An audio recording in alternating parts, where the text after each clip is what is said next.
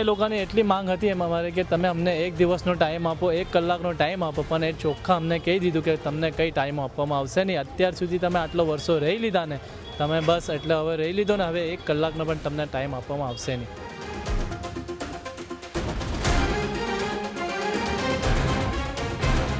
પોલીસવાળા બહાર આવી ગયા અને દરવાજા ઠોકીને ઉપાડ્યું કે તમે ઉઠી જાઓ, ઘર ખાલી કરો અત્યારે ને અત્યારે જ.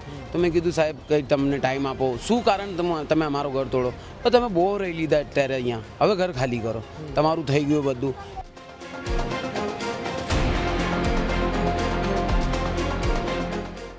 સામાન સુધી કાઢવા નહીં દીધું ને દાદાગીરી એટલી કરે, જરા બોલવાયા તો આપણું કાંઈ સાંભળે જ નહીં, એમનું મનનું જ કરવું.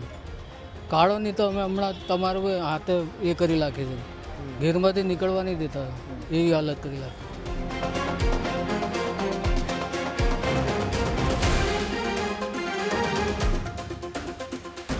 30 મઈની સવારે એસઓજી એટલે સુરત પોલીસની એસઓજી ટીમ, ચોક બજાર પોલીસની ટીમ અને મહાનગરપાલિકાના કર્મચારીઓ આ જગ્યા પર પહોંચે છે અને ડેમોલેશનની શરૂઆત કરે છે. બીજેપીના ધારાસભ્ય આ સમગ્ર મામલે તપાસની માંગ કરી છે, એને પણ શંકા લાગી રહી છે. કોંગ્રેસના કોર્પોરેટર અસલમ સાયકલવાળા પર સવાલો ઉઠાવી રહ્યા છે. હવે જે લોકો અહીં રહેતા હતા તેઓ અમારી સાથે છે, એમની વેદના શું છે? સવારે જ્યારે આ ડેમોલેશન કરવા ટીમ આવી હતી ત્યારે આ લોકો શું કરી રહ્યા હતા, કઈ રીતનો અહીંયા માહોલ બન્યો, તમે સાથે જ વાત કરીશું. શું નામ છે આપનું? મારું નામ પઠાણ શોએબ છે. પઠાણ, શોએબ, શું થયું હતું 30 મઈની સવારમાં? કેટલા વાગે અહીંયા પોલીસના તમામ અધિકારીઓ આવ્યા, શું થયું હતું? 30 મઈના રોજે 200 से 250 પોલીસ કમિશનર, પોલીસ અધિકારીઓ હતા, મ્યુનિસિપાલિટી હતી, મ્યુનિસિપાલિટીઓના મોટા મોટા અધિકારીઓ હતા. હવે કહેવામાં આવી રહ્યા છે કે મ્યુનિસિપાલિટી જ્યારે અમે ગયા ત્યાં હલ્લા બોલ બોલ્યો ને અમે ત્યાંથી પૂછ્યું, અસલમ સાયકલવાળાએ તમને કીધું કે કેવી અહીંયા સવારે શું થયું હતું જ્યારે ડેમોલેશન કરવા માટે આવ્યા હતા લોકો? તો કઈ રીતનો માહોલ હતો, તમે શું કરી રહ્યા હતા જે તે સમયે? અમે એ લોકોની એટલી માંગ હતી એમ અમારે કે તમે અમને 1 દિવસનો ટાઈમ આપો, 1 કલાકનો ટાઈમ આપો, પણ એ ચોખ્ખા અમને કહી દીધું કે તમને કંઈ ટાઈમ આપવામાં આવશે નહીં. અત્યાર સુધી તમે આટલો વર્ષો રહી લીધા ને, તમે બસ એટલે હવે રહી લીધો ને, હવે 1 કલાકનો પણ તમને ટાઈમ આપવામાં આવશે નહીં. અચ્છા, તો તમારું નામ શું છે? સાબિર પડાન. સાબિરભાઈ, તમે શું કહો, એ દિવસે શું ઘટના બની, કઈ રીતના શું થયું? સવારમાં હું તો હૂતેલો હતો, પોલીસવાળા બહાર આવી ગયા અને દરવાજા ઠોકીને ઉપાડ્યું કે તમે ઉઠી જાઓ, ઘર ખાલી કરો અત્યારે ને અત્યારે જ. તો મેં કીધું સાહેબ કંઈ તમને ટાઈમ આપો, શું કારણ તમે અમારું ઘર તોડો? તો તમે બહુ રહી લીધા અત્યારે અહીંયા, હવે ઘર ખાલી કરો, તમારું થઈ ગયું બધું. એ મારા સીસીટીવી કેમેરા લગાવેલા હતા, એ સીસીટીવી કેમેરા મારી હાથથી ઉતારવા લાગે, એક કેમેરા તોડી નાખ્યો એ સાહેબે. એમ કીધું કે આ એસઓજીમાં તારો કેમેરો જમા છે, એ લઈ લેજે. અને પછી અડધા કલાક ઉપર થયું, એક બુલડોઝર લઈને આવ્યા અને ઘર તોડવા માંડ્યા. સામાન કાઢવાનો સમય આપ્યો હતો? ના, એ જ અમે લોકો માંગતા હતા કે સામાન કાઢવાનો અમને સમય આપો, થોડુંક ઘણું, 1 દિવસ 2 દિવસ, અમારા નાના નાના બાળકો છે. ના, તમને અત્યારે જે થાય ને એ જ થવાનું છે, તમને અત્યારે જ ખાલી કરવું પડે એટલે કરવું જ પડે, નહીં તો જે તમે અવાજ ઉઠાવો તમને અંદર નાખી દેવાનું. કેટલા વર્ષોથી તમે લોકો અહીંયા રહો છો? મારું જન્મ અહીંયાનું જ છે. આ અત્યારે જે જગ્યા ઉપર અમે ઉભેલા છો ને એ જ મારું ઘર હતું. હું પેદા આ જ ઘરમાં જ થયું ને નાનાથી મોટો આ જ ઘરમાં થયું. અહીંયા નાગની શાળા છે 107 નંબર સ્કૂલ, ત્યાં મારું ભણતર થયું.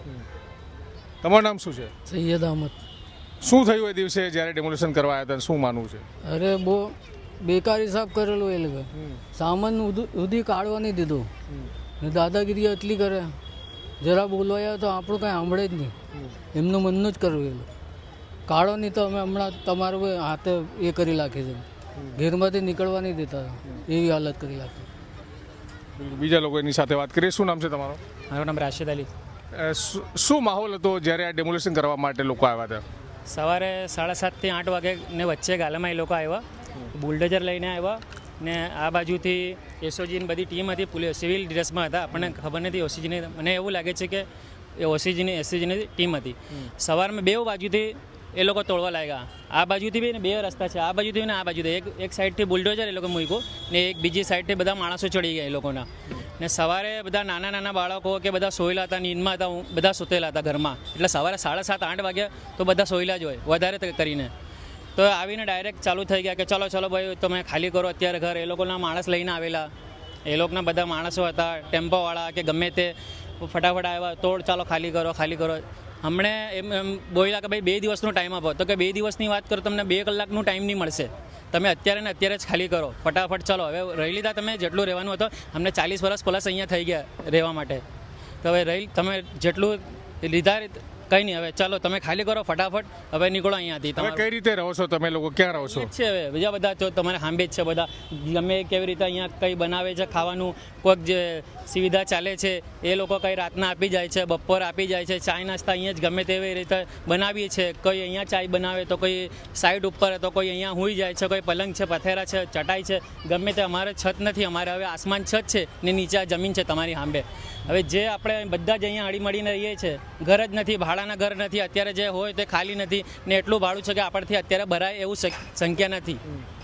ગમે બિલકુલ મહિલાઓ પર છે એની સાથે વાત કરીશું, તેઓ શું કહી રહ્યા છે. શું નામ છે આપનું? सबनम बनू શું થયું તે દિવસે જ્યારે આ ડિમોલિશન કરવા માટે ટીમો અહીંયા પહોંચી હતી તો શું? सब सोए हुए ही थे हमारे घर में, जैसे कि सब सोए हुए थे, बोले चलो चलो फटाफट घर खाली करो. अब मेरी अम्मी उठ नहीं सकते, बैठ नहीं सकते, उनको तकलीफ है, कमर का ऑपरेशन हुआ था. तो बोले कि नहीं इनको भी लेके जाओ, उनको सिविल में डालो. तो मैंने क्यों सिविल में डालेंगे, जब हम हैं उनके साथ तो क्यों सिविल में. तो पुलिस बोलते नहीं सिविल में डालो इनको और तुम लोग सब जाओ यहाँ से. और सुबह सुबह सब सामान भी उनके सब कर्मचारी लेके आए थे, सब सामान खींचने लगे. उनको बोलते कि भाई सब्र करो, हमको भरने दो सामान. तो सामान भी भरने नहीं देते, बस जैसा है वैसा खींचने लगे सामान. कुछ सामान तो घर के अंदर ही है, कुछ निकाले कुछ नहीं निकाले, कितना सामान तो घर का गायब ही है. શું નામ છે તમારું? शबनम अकबर खान. શું કહેશો એ દિવસે શું માહોલ બન્યો હતો અહીંયા? हम लोग सब सोए थे, सुबह के 8 बजे थे. मेरी मम्मी ने मेरी भाभी बोला उठो घर तोड़ने वाला है, अपने को खाली करने का बोल. तुरंत आए, बोला खाली करो, 10-15 मिनट का भी टाइम नहीं, बस खाली करो. 1 कलाक का भी टाइम मांगा, नहीं बोला खाली करो, तुरंत ही खाली करो, तुम लोग को खाली करना ही पड़े. पुलिस वाले आए, वीडियो उतारे तो वीडियो भी नहीं उतारे, बोले वीडियो उतारे, लेडीज पुलिस इधर आ के मोबाइल छीनो, यूँ तक का ही बोला है लोगों ने. इन लोग हम लोग को वीडियो फोटो भी उतारने, फिर भी हम लोगों ने उतारा लोगों की. बोलते हम म्यूनसिपालिटी नहीं, पुलिस वाले नहीं, सैयदपुरे की पुलिस वाले नहीं, हम वहाँ पर भी कंप्लेन करने गए, लोगों ने कंप्लेन नहीं लिए. बोले वहाँ के पुलिस वाले सब हमारे इधर ही है, बोले हमारे पुलिस वाले. वो बोलते अब बोलते कि हमारे पुलिस वाले नहीं, हमारे म्यूनसिपालिटी वाले नहीं. तो कौन थे यहाँ पर? चोर चक्के थे आने वाले यहाँ पर. अब किसके बारे में बोले हम? तो अब कैसे रह रहे हैं आप? घर तो आपके टूट चुके हैं. घर तो डूबते के बच्चे, हम यहाँ रह रहे, बच्चे जिसके उसके हम रख रहे, फलाने के वहाँ रख रहे, उसके यहाँ रख रहे. हम बच्चे कब तक के रखेंगे? स्कूल मदरसे भी चालू हो जाएंगे अभी 8 तारीख को हमारे बच्चों के. तो हम क्या करें? बच्चों की पढ़ाई लिखाई भी, हमारे दफ्तर वफ्तर सब दब गए बच्चों के उसके अंदर, घर बार के अंदर. हमारे घर वो उधर सामने थे साइड पर. તો બિલકુલ આ જે નજારો છે એ અત્યારે એ જે અહીંયા લોકો રહેતા હતા, જ્યાં એમના ઘર હતા, આજે એમના ઘર વિહોણા થઈ ગયા છે. અને આ જે પ્રાથમિક સુવિધાઓ જે સુરત મહાનગરપાલિકા આપે છે એ કતારગામ ઝોન આવે છે અને આ જગ્યા સેન્ટ્રલ ઝોનમાં આવે છે. અને કાગળ પર આ જગ્યા સુરત મહાનગરપાલિકાની બોલે છે. તો મહાનગરપાલિકાની જ્યારે જગ્યા બોલતી હોય ત્યારે મહાનગરપાલિકાએ અહીંયા ડેમોલેશન કર્યું નથી એવું કમિશનર કહે છે બીજેપીના ધારાસભ્યને. અને આ તમામ જે લોકો અહીંયા રહી રહ્યા હતા, હું આપને આગળના દ્રશ્યો બતાવવાની કોશિશ, લોકોની વેદના તમે સાંભળી લીધી હશે કે જે 40-50 વર્ષથી આ જગ્યા ઉપર પોતાનું ઘર બનાવીને રહેતા હતા તે હવે ખંડર થઈ ગયું છે.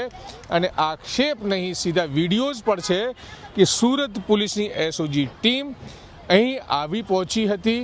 મહાનગરપાલિકાના અધિકારીઓના પણ વિડીયો છે, મહાનગરપાલિકાના અધિકારીઓની હાજરી છે.